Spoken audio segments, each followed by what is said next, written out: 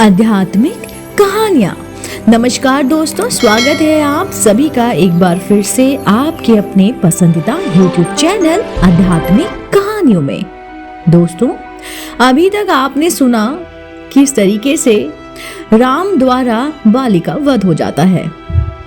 चलिए आगे की कहानी शुरू करते हैं, जिसका शीर्षक है बाली राम संवाद। दोस्तों, अगर आप भी राम भक्त हैं तो मेरे साथ कहिए जय सिया राम, जय जय हनुमान।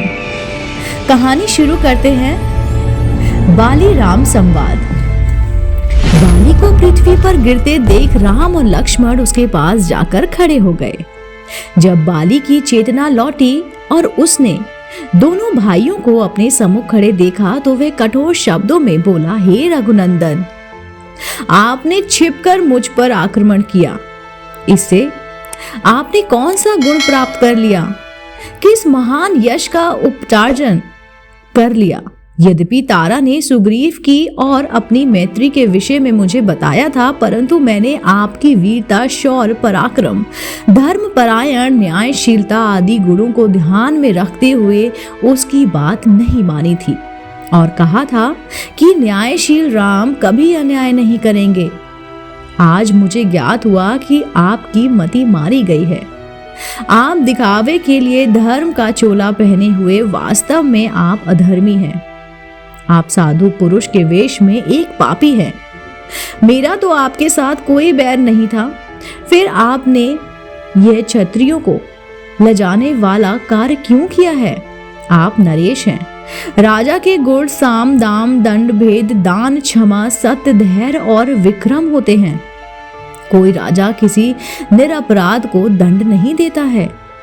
फिर आपने मेरा वध क्यों किया? हे राजकुमार, यदि आपने मेरे समक्ष आकर मुझसे युद्ध किया होता तो आप अवश्य ही मेरे हाथों मारे गए होते।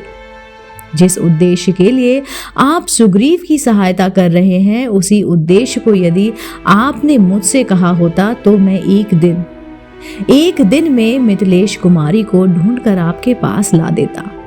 आपकी पत्नी का अपहरण करने वाले दुरात्मा राक्षस रावण के गले में रस्सी बांधकर आपके समक्ष प्रस्तुत कर देता। आपने धर्म पूर्वक मेरा वध क्यों किया? बाली के कठोर वचनों को सुनकर रामचंद्र ने कहा, वानर, धर्म, अर्थ, काम और लौकिक सदाचार के विषय में तुम्हें ज्ञात नहीं है। तुम अपने वानरोचित चपलताशवश तुम व्यर्थ ही मुझ पर क्रोधित हो रहे हो।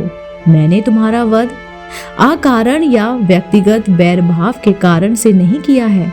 सौम्य पर्वतों, वानरों और काननों से युक्त संपूर्ण भूमंडल इक्ष्वाकु वंश के राजाओं की है।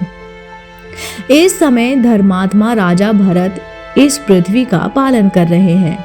उनकी आज्ञा से हम संपूर्ण पृथ्वी में विचरण करते हुए धर्म के प्रचार के लिए साधुओं की रक्षा तथा दुष्टों का दमन कर रहे हैं। तुमने अपने जीवन में काम को ही प्रधानता दिया और राजोचित मार्ग पर स्थित रहे। छोटा भाई, पुत्र और शिष्य तीनों पुत्र तुल्य होते हैं। तुमने इस धर्माचरण को त्याग कर अपने छोटे भाई सुग्रीव की पत्नी रूमा का हरण किया, जो धर्मानुसार तुम्हारी पुत्रवधू हुई। उत्तम कुल में उत्पन्न क्षत्रिय और राजा का प्रतिनिधि होने के कारण तुम्हारे इस महापाप का दंड देना मेरा कर्तव्य था। जो पुरुष अपनी कन्या, बहन अथवा अनुज वधू के पास काम बुद्धि से जाता है, उसका वध करना ही उसके लिए उपयुक्त दंड माना जाता है। इसलिए मैंने तुम्हारा वध किया। वानर श्रेष्ठ, आपने इस कार्य के लिए मेरे मन में किसी प्रकार संताप नहीं है। मैंने तुम्हें तुम्हारे पिछले पापों का दंड देकर आगे के लिए तुम्हें निष्पाप कर दिया है। अब तुम निष्पाप होकर स्वर्ग जाओगे। राम का तर्क सुन बाली ने हाथ जोड़कर कहा, हे राघव, आपका कथन सत्य है। मुझे अपनी मृत्यु पर दुख नहीं है। मेरा पुत्र अंगद मुझे अत्यंत प्रिय है और मुझे केवल उसी की चिंता है। वह अभी बालक है, उसकी बुद्धि अभी परिपक्व नहीं हुई है।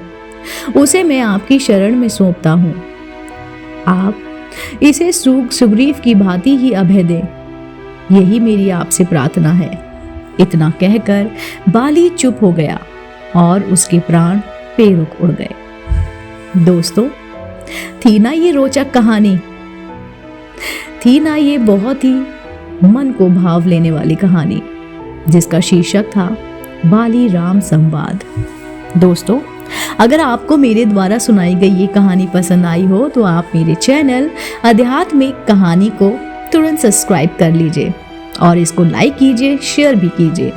ये बेल आइकन जरूर प्रेस कीजिए जिससे मेरे द्वारा सुनाई गई कहानी आप तक सबसे पहले पहुंचे। दोस्तों, आप देख रहे थे आपका अपना पसंदीदा YouTube चैनल आध्यात्मिक कहानी।